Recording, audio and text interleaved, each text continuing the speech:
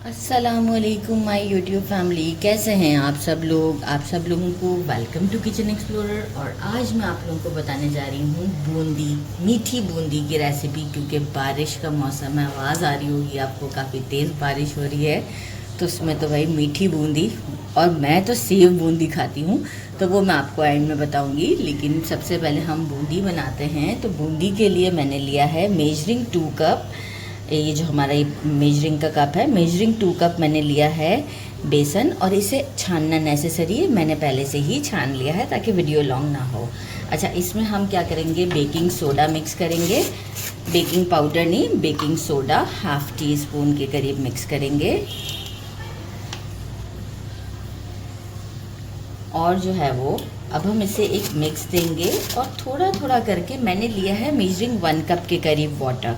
अच्छा, अब मैं आपको बताऊंगी कि हमें इसमें कितना वाटर ऐड करना है। सबसे पहले तो हम सोडा थोड़ा सा मिक्स कर लेते हैं। थोड़ा थोड़ा करके हम इसे एक अच्छा सा फाइन सा मिक्स करेंगे ताकि कोई लम्स ना बन जाए। तो मैं आपको मिक्स करके और टोटल वाटर बताती हूँ कितना यूज़ किया।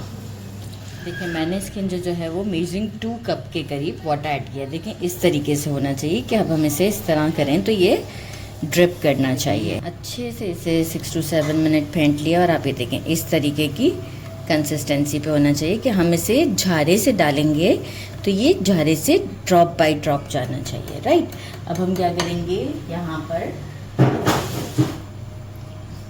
इसमें से 2 सेक्शंस अलहदा करेंगे। 2 3 मैंने ये बड़े वाले जो सालन निकालने के चम्मच होते हैं वो इधर किए हैं। आप चाहें तो एक ही कलर पे भी काम कर सकते हैं, लेकिन कलरफुल थोड़ी सी अच्छी लगती है मुझे भी। लाइक रेड एंड ग्रीन उसके बीच में होता है, येलो के बीच में, तो बड़ा खूबसूरत सा शेड आता है।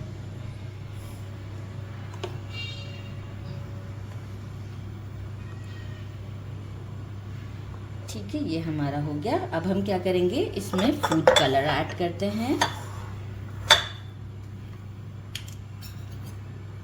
ये हमारा हो गया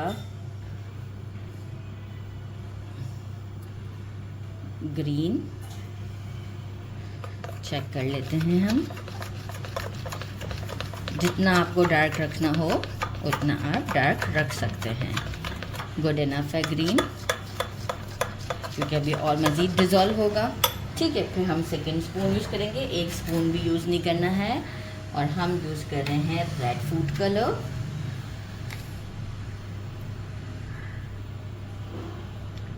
ठीक है, इसे भी मिक्स कर देते हैं।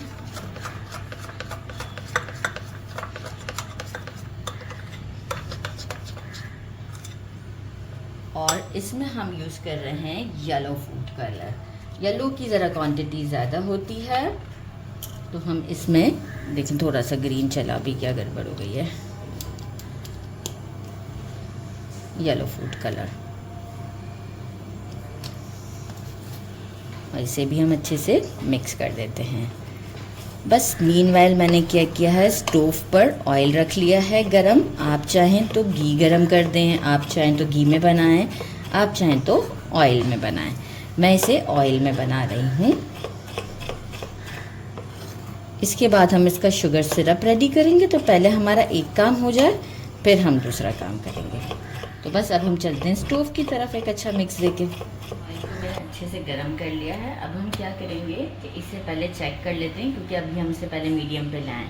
जैसे ही अगर मैं डालूं और ये फ़ौरन से ऊपर आ जाए, इट मीन्स कि ये रेडी है। तो बस अब हमारा काम हो गया आसान यहाँ पर। और अब हम क्या करते हैं कि एक स्कूप लिया मैंने,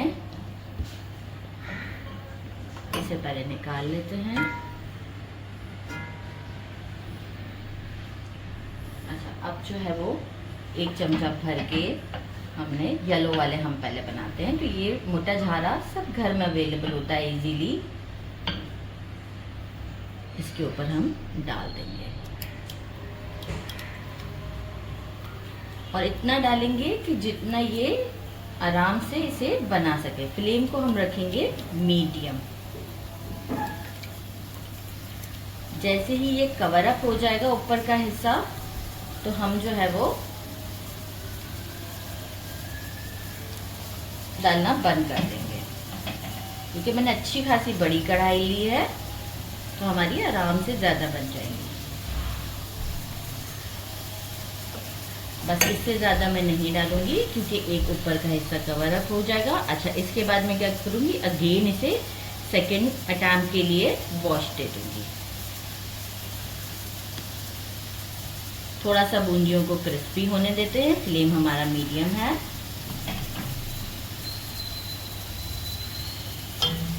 इसे घुमाते रहेंगे।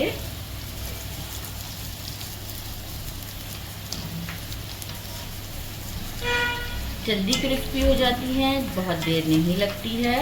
तो साथ ही में हम अपना सेटअप, मैंने सीध साथ ही रखा हुआ है, ठीक है। और मैं इसे अच्छे तरीके से थोड़ा सा क्रिस्पी कर देती हूँ। मुझे अराउंड 1 मिनट लगेगा और फिर मैं इसे साइड कर दूँगी। तो पहले हम सारी बूंदियाँ ही रेडी कर लेते हैं, इसके बाद शुगर सिरप रेडी करेंगे। अच्छी सी क्रिस्पी सी हो चुकी हैं और मैं इसे सीध में निकाल लेती हूँ। डालते वक्त आपको साउंड से आइडिया हो रहा होगा। और अब मैं इस तरीके से करते हुए अपने सारे बैचेस रेडी कर लेती हूँ। ग्रीन भी इसी तरीके से करना है और रेड भी इसी तरीके से करना है। येलो वाले मैंने सारे रेडी कर लिए। अब ग्रीन की बारी है और हर बार ग्रीन पे भी मैं बार बार चमचे को धोती रहूँगी यूज़ करने से पहले। आप देख सकते हैं। और ये तो मेरा एक बैच में ही काम हो गया, क्योंकि ये तो कलर कम है हमारा और येलो वाला थोड़ा ज़्यादा था। तो बस अब हम इसे रेडी कर लेते हैं। बिल्कुल क्रिस्पी कीजिएगा और ये इस तरीके से कर दीजिएगा, क्योंकि ये तो एक ही हमारा बैच है। मैं इस हाथ में ले लूँ ताकि मुझे इजी हो जाए, ठीक है।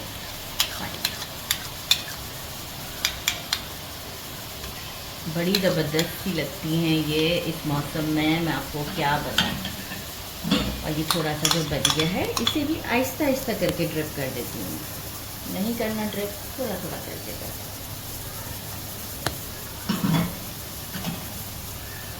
चलिए इस तरीके से ही कर देते हैं।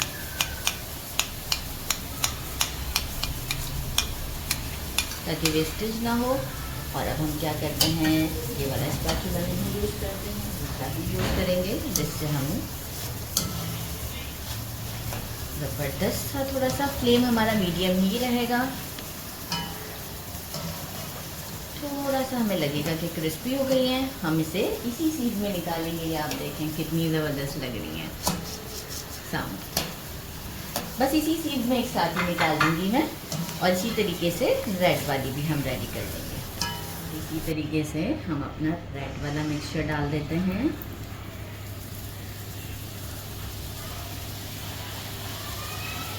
अच्छी खासी बड़ी कढ़ाई ली है, तो मेरा काम काफ़ी आसान हो चुका हुआ है।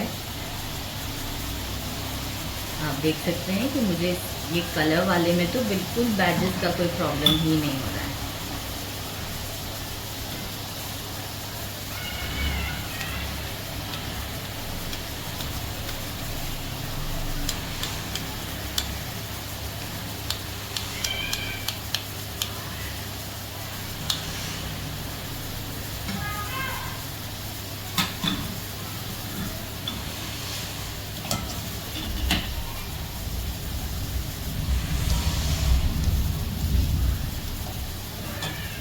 जो थोड़ी बहुत हमारी बच गई है वो भी हम यूज़ में ले लेते हैं।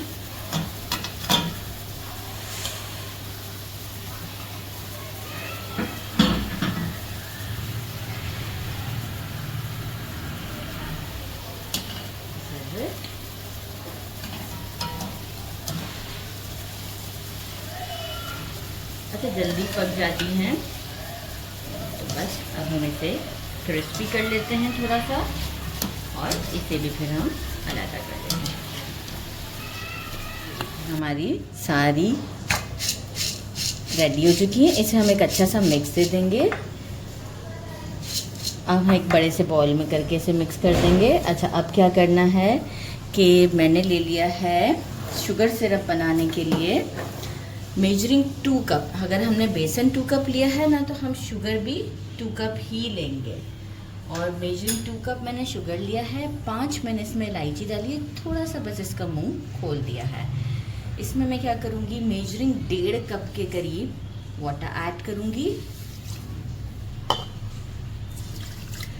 और इसे ऐड करने के बाद अराउंड 3 to 4 ड्रॉप्स जो है वो मैं डाल दूँगी केवड़ा एसेंस के। और इसे मैं जो हूँ वो स्टोव पर ले जाती हूँ। और एक मुझे चाहिए होगा लेमन। जैसे ही मेरा शुगर सिरप रेडी हो जाएगा तो मैं इसमें लेमन स्क्वीज़ कर दूँगी। अच्छा, किस तरीके से इसे रेडी करना है ये भी मैं आपको स्टोव पे बताती हूँ। लेमन स्क्वीज़ हम इसलिए करते हैं कि शुगर जो है वो बाद में क्रिस्टलाइन फॉर्म पर ना आ जाए। तो चलें जी, स्टोव की तरफ चलते हैं। मैंने एक पैन मतलब मैं इसे स्टोव पर ले आई हूँ और अब मैं इसे शुगर जैसे ही मेरा डिज़ोल्व हो जाएगा, फ्लेम मेरा मीडियम पर है, इसे कोई हमें एक तार की चाशनी या ऐसा कुछ नहीं करना है। जब शुगर हमारा डिज़ोल्व हो जाएगा ना, उसके बाद हम इसे मीडियम फ्लेम पे घड़ी देखते हुए 6 मिनट और कुक करेंगे। इसके बाद हम स्टोव को कर देंगे बंद और इसे थोड़ा सा नीम गरम करेंगे। लाइक ये वार्म हो जाएगा, हल्का सा वार्म हम रखेंगे इसे। और जो है वो इसमें हम अपनी बूंदियाँ डाल देंगे और इसे 2 आवर्स के लिए हम उसके अंदर छोड़ देंगे इस लिड लगाकर। फिर आफ्टर 2 आवर्स के बाद हम आपको शो करेंगे कितनी ज़बरदस्ती हो जाती है। तो जैसे ही शुगर डिज़ोल्व होता है, इसके बाद 6 मिनट्स हम इसे देते हैं। 6 मिनट के बाद देखिए मैं इसे ले आई हूँ काउंटर पर। लेमन स्क्वीज़ करते हैं हम इसमें।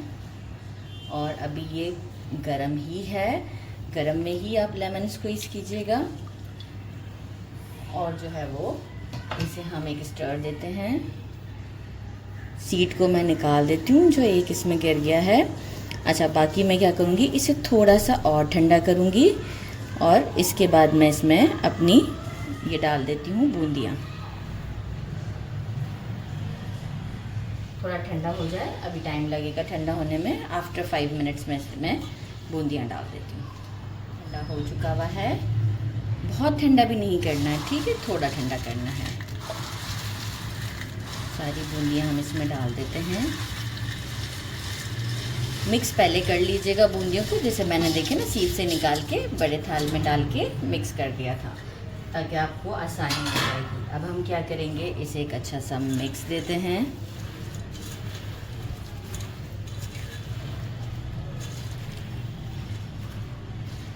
मिक्स देकर हम इस पर लिड लगाकर इसे 2 आवर्स के लिए छोड़ देंगे। आफ्टर 2 आवर्स मैं आपको इसकी कंडीशन दिखाऊंगी, पर मिक्स बहुत अच्छे से करिएगा। सारा शीरा अप्रॉक्स एब्जॉर्ब कर लिया होगा इसने।